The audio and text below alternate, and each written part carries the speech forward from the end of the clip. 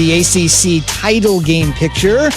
Half of the reservation has been made for Charlotte. That's Notre Dame. Welcome back inside Keyshawn, Javel, and Zubin. We're presented by Progressive Insurance.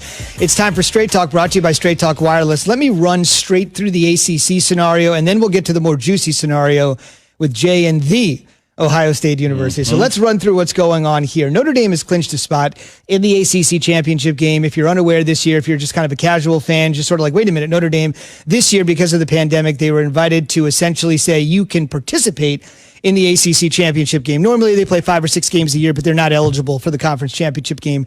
This year they are. They have 2 games left on their schedule, or they did. They had Syracuse and Wake Forest in order. The Wake Forest game essentially has been taken off the schedule. It's been canceled.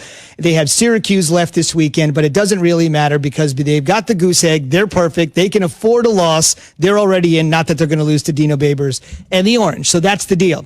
They are in. Clemson is going to get in if all they have to do is knock off their one remaining opponent on Saturday, Virginia Tech. Their game against Florida State, you might remember that tete-a-tete between Mike Norvell and Dabo Swinney. You're scared. It's an excuse. The coronavirus. The league essentially said, fellas, cut the chit-chat. We're not playing the game. Yep. So Clemson has 1 game left against Virginia Tech. They win that game, and then it's going to be Clemson and Notre Dame on December 19th in Charlotte in a rematch of the Instant Classic earlier this season. I bring up our boy Ed Reed. Some love for Jay.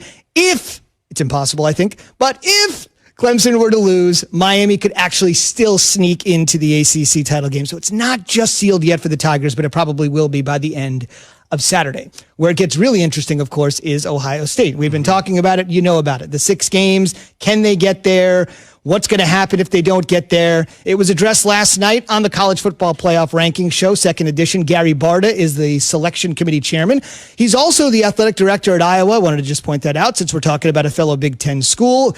And he discussed how difficult it is to really size up Ohio State if the games just aren't there. Well, as everybody knows, we did not have an additional game to evaluate this week. So the last game we watched was a good win over Indiana. A lot of discussion about the number of games that a team plays. And it's not anybody's fault, but trying to evaluate a team that has 4 games in versus a team that has 7, 8, or 9 games in is definitely a problem. And Jay, this is a problem they're going to have to address and figure out. Well, I said this at the beginning of this whole conversation, Jay, at the beginning of the season. How can you possibly put a team in with less wins than a team, less games played than somebody else? If I play 9 games and you play 4 or 5 or even 6, I still kind of have a bit of an issue with that because I'm only seeing a certain sample size. At 4-0, you get to 5-0, and then all of a sudden, Alabama and Notre Dame both are playing 8 and 9 games, and Clemson's playing 8 and 9, and Florida's and A&M's are playing 8 and 9 games, and you're only playing 5, and I'm supposed to just let you in? Well, here's where I get really concerned for Buckeye fans, because I am a Buckeye fan, is that so the game versus Illinois was canceled. Mm-hmm. Ryan Day has COVID. They're working through that. The head coach for the Ohio State. You play Michigan State next. Michigan is going through. They shut down their facilities. That's your next game. Mm-hmm. That's 2 weeks from now, but who knows if that can escalate where that will be. If that game gets canceled, you're looking at Ohio State at 5 games, all right, at 5-0, if they're able to get there.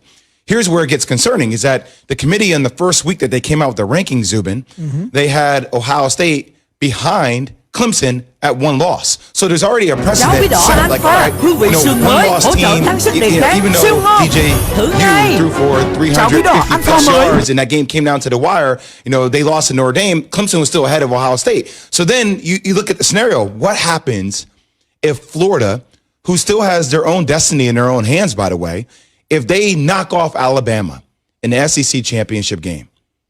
Then you're looking at a scenario where Ohio State could be on the outside looking in because you will have Notre Dame, Clemson, Bama, and Florida in the college football playoffs. The Ohio State ranking, when they first came out, I'm sure that the committee looked at where they would end up, not where they would be right today, because they didn't anticipate that there would be games being canceled or postponed.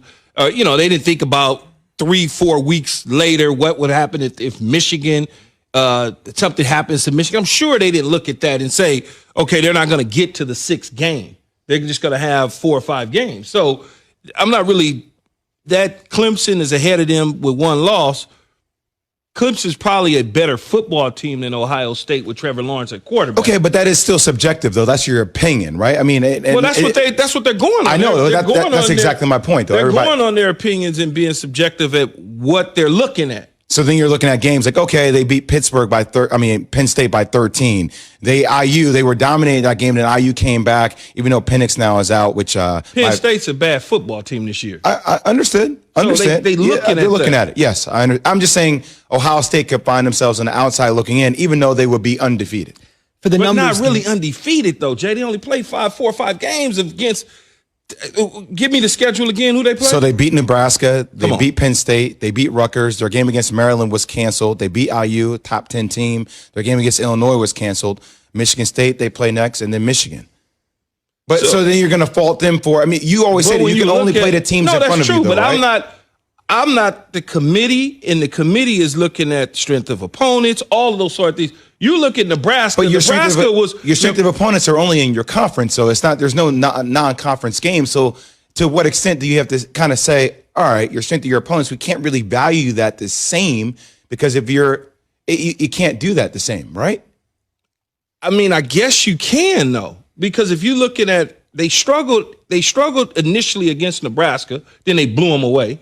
Then you look at Indiana, which is having like a Cinderella type season. They're playing great. They let them come back into the game. Penn State's a bit of a dog right now, so everybody's signing up for Penn State to take laps around them. And then who else did you say that was there that they played? They played Michigan State and then Michigan State.